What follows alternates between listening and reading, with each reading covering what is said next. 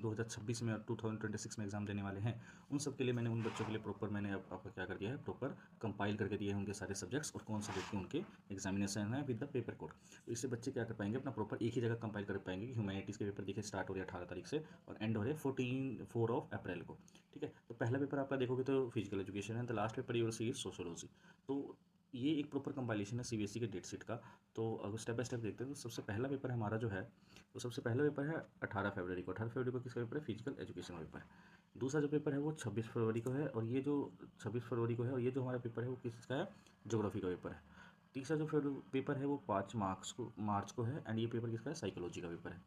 चौथा जो पेपर है बेटा, वो फोर्थ पेपर हमारा है 9 मार्च को, एंड ये पेपर किस चीज़ का है, मैथ्स का है।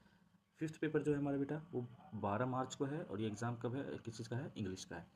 18 मार्च को हमारा एग्ज़ाम है इकोनॉमिक्स का, 23 मार्च को पॉलिटिकल साइंस का, एंड 30 मार्च को हिस्ट्री का, एंड लास्ट पेपर जो हमारा 4 अप्रैल सोशोलॉजी का।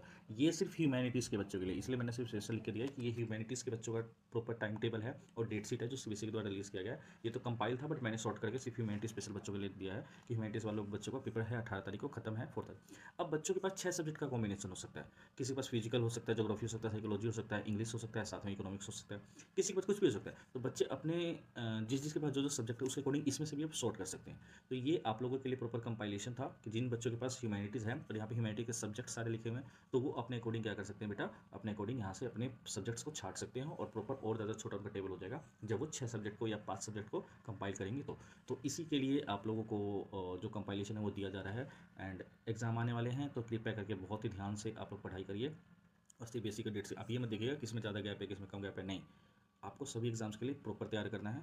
तो अब धीरे धीरे और स्ट्रेटेजी में बताऊंगा आपको कि कौन कौन से एग्जाम्स को कैसे प्रिपेयर करना है। तो अब हम मिलेंगे बेसिकली नेक्स्ट वीडियो में। Thank you.